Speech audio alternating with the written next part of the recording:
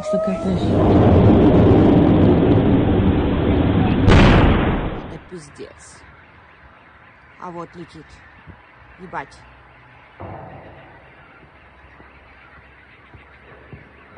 Пизда. अस्सलाम वालेकुम नाजरीन, आज 2 जून है और मैं आपका मेज़बान नदीम अकरम हाजिर हूँ मिडल ईस्ट और दुनिया भर से जुड़ी 12 बड़ी अहम खबरों के साथ। आज के बुलेटिन में बात होगी इराक के करीब कंटेनर जहाज में हुए रहस्यमयी धमाके की, ईरान में हिजबुल्लाह के झंडों के साथ मनाए गए जश्न की, लेबनान पर जारी इजरायली हमलों की, ट्रंप और नेतन्याहू की बातचीत की, रूस यूक्रेन जंग के ताजा हालात की और फ्रांस द्वारा इजराइल पर लगाई गई नई पाबंदियों की। तो वक्त जाया किए बगैर शुरू करते हैं आज की 12 बड़ी अहम खबरों का सिलसिला। जहां पहली खबर देख सकते हैं, इराक के पानी के कंटेनर जहाज पर बड़ा धमाका। दोस्तों, इराक के कसर बंदरगाह के करीब एक कंटेनर जहाज में जोरदार धमाका होने की खबर सामने आई है। बताया यह जा रहा है कि पनामा में रजिस्ट्रेड MSC वी नाम के जहाज के दाहिने हिस्से पर धमाका हुआ, जिसके बाद बड़ा विस्फोट देखा गया। ब्रिटेन की समुद्री निगरानी एजेंसी UKMTO के मुताबिक जहाज को नुकसान पहुंचा, लेकिन तमाम क्रू मेंबर महफूज हैं। दूसरी तरफ ईरानी मीडिया का दावा है कि IRGC ने क्रूज मिसाइल से हमला किया, जबकि शुरुआती रिपोर्ट में तकनीकी खराबी की बात कही गई है। फिलहाल स्थानीय इंतजामिया ने मामले की तहकीकात शुरू कर दी है।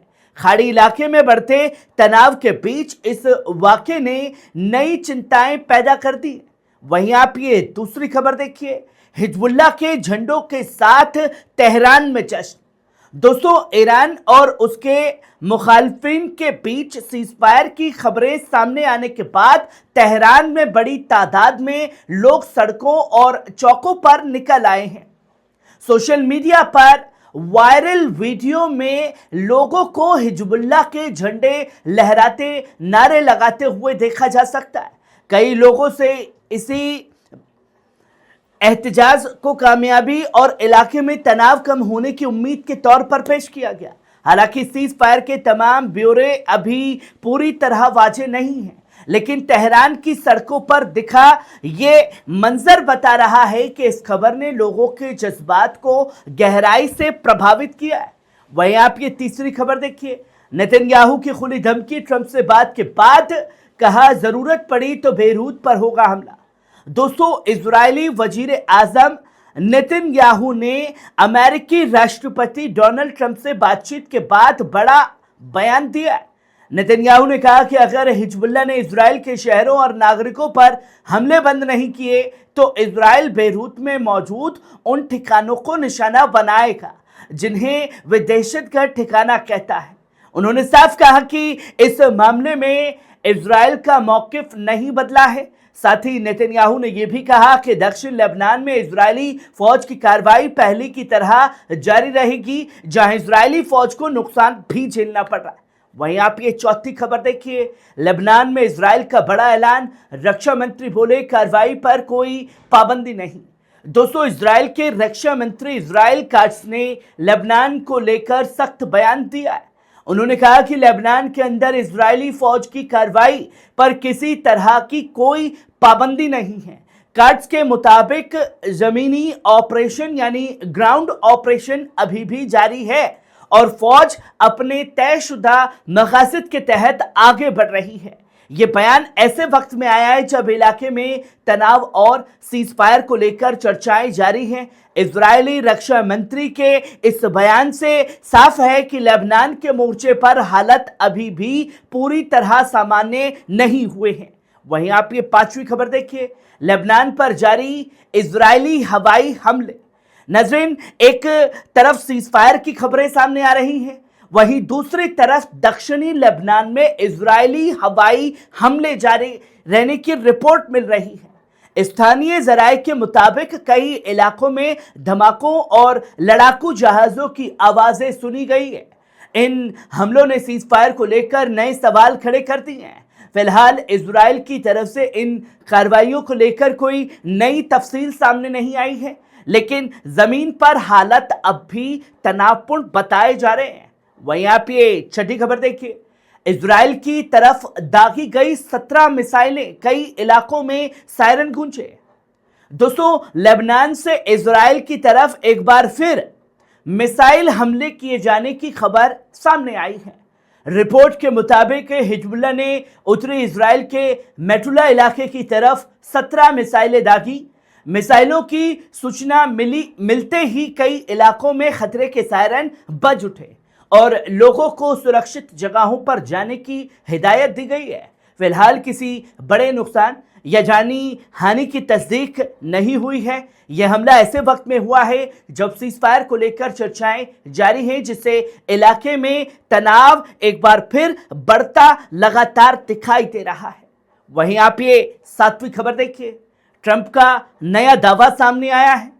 दोस्तों, अमेरिका का राष्ट्रपति डोनाल्ड ट्रंप ने दावा किया है कि उनकी एक बार फिर इजरायली वजीर आजम नेतन्याहू से बातचीत हुई। ट्रंप के मुताबिक उन्होंने नेतन्याहू से बेरूत पर बड़े हमले से बचने की गुजारिश की और नेतन्याहू कह रहा है कि बेरूत पर हमले करने की इजाजत दी, जिसके बाद इजरायली फौज ने अपनी कार्रवाई को पीछे खींच लिया। ट्रंप ने यह भी दावा किया कि हिजबुल्लाह के नुमाइंदों से बातचीत हुई और उन्होंने इजराइल पर फायरिंग रोकने पर रजामंदी जताई है। ट्रंप के अनुसार इजराइल ने भी जवाबी कार्रवाई रोकने पर सहमति दी है। हालांकि जमीनी हालात और ताज़ा घटनाक्रम को देखते हुए इस दावे पर दुनिया भर की निगाहें भी टिकी हुई हैं। वहीं आप ये 8वीं खबर देखिए, रूस का यूक्रेन पर बड़ा रात भर हमला, कई शहरों में तबाही, 4 लोगों की मौत। दोस्तों, रूस से यूक्रेन पर एक बड़ा रात भर हमला किया गया, जिसमें अब तक कम से कम 4 लोगों की मौत और दर्जनों लोगों के जख्मी होने की खबर है। स्थानीय हुकाम के मुताबिक द्रिपो शहर में एक 73 साल की खातून समेत 4 लोगों की जान चली गई। वहीं किव, खार्किव और दूसरे इलाकों में भी धमाकों और नुकसान की रिपोर्ट सामने आई है। किव में हजारों लोग बम शेल्टरों में पनाह लेने पर मजबूर हो गए हैं, जबकि आसमान में धुएं के बड़े गुब्बार देखे गए हैं। यूक्रेनी अधिकारियों का साफ तौर पर कहना है कि रूस ने बैलिस्टिक मिसाइलों और ड्रोन से हमला किया, कई इमारतों को नुकसान पहुंचा है और मलबे में लोगों के फंसे होने की आशंका जताई जा रही है। वहीं आप ये 9वीं खबर देखिए, किव पर रूस का मिसाइल और ड्रोन हमला, कई इलाकों में आग और बिजली गुल हो चुकी है। दोस्तों, यूक्रेन की राजधानी किव पर रूस ने तड़के सुबह मिसाइलों और ड्रोन का बड़ा हमला किया है। इस हमले में कई रिहायशी इमारतों को भारी नुकसान पहुंचा है, जबकि शहर के अलग अलग हिस्सों में आग लगने और बिजली गुल होने की खबरें सामने आई हैं।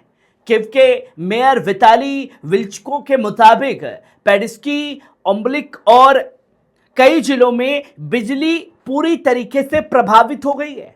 वहीं कई जगहों पर मिसाइलों के टुकड़े गिरे हैं और एक पेट्रोल स्टेशन को भी नुकसान पहुंचा है। वहीं आप ये 10वीं खबर देखिए, रूस का पश्चिमी देशों पर हमला, नंबेजिया बोले सच नहीं, रूस विरोधी माहौल बनाया जा रहा है। दोस्तों, यूएन में रूस के स्थायी प्रतिनिधि वासिली नंबेजिया ने पश्चिमी देशों पर बड़ा इल्जाम लगाया है। उनका कहना है कि हकीकत और सच्चाई तलाश करने के बजाय एक अलग थलग वाक़े को रूस के खिलाफ माहौल बनाने के लिए इस्तेमाल किया जा रहा है। नंबेजिया ने कहा कि पश्चिमी रूस विरोधी ताकतें नए नए बहाने तैयार कर रही है ताकि रूस के खिलाफ अपनी एकजुटता बनाए रखी जा सके और अपने गुट में अनुशासन कायम कर सके। रूस का दावा है कि उसके खिलाफ चलाया जा रहा ये अभियान सियासी मकासद से प्रेरित है, जबकि पश्चिमी देश रूस की कार्रवाइयों पर लगातार सवाल भी उठा रहे हैं और यही पश्चिमी देश इजराइल की कार्रवाई पर सवाल नहीं उठाते हुए दिखाई देते। वहीं आप 11वीं खबर देखिए, सऊदी अरब का इजराइल पर सख्त ऐतराज। दोस्तों, सऊदी अरब ने लेबनान पर इजरायली हमलों की कड़ी मजम्मत की है। सऊदी विदेशी मंत्रालय ने कहा है कि इजराइल का लेबनानी सरजमीन में दाखिल होना और उसकी खुदमुख्तारी की खिलाफ वर्जी काबिल कबूल नहीं है। रियाद में अंतर्राष्ट्रीय बिरादरी से अपील की है कि वे अपनी जिम्मेदारी निभाए और इन हमलों को रुकवाने के लिए फौरी कदम उठाए। सऊदी अरब ने इस बात पर भी जोर दिया कि लेबनान की हुकूमत को अपने पूरे मुल्क पर इख्तियार हासिल होना चाहिए और तमाम हथियार सिर्फ रियासती इदारों के पास होने चाहिए। सऊदी अरब का साफ कहना है कि इसके लेबनान में अमन, सुरक्षा और बहाल करने में मदद मिलेगी। वहीं आप आखिरी और 12वीं खबर देखिए। फ्रांस ने इजराइल पर लगाई पाबंदियां, पेरिस के बड़े हथियार मेले में झटका लगा है। दोस्तों, फ्रांस और इजराइल के रिश्तों में तनाव और बढ़ता दिखाई दे रहा है। इजरायली रक्षा मंत्रालय का दावा है कि फ्रांस ने पेरिस में होने वाले दुनिया के सबसे बड़े हथियार मेलों में से एक यूरोसेटरी प्रदर्शन में इजरायली सरकारी अधिकारियों की मौजूदगी पर रोक लगा दी है और इजरायली कंपनियों पर कई पाबंदियां लगाई हैं। फ्रांसीसी हुकूमत ने कहा है कि इजरायली कंपनियां सिर्फ एक डिफेंस और मिसाइल डिफेंस से जुड़ा सामान ही दिखा सकेगी।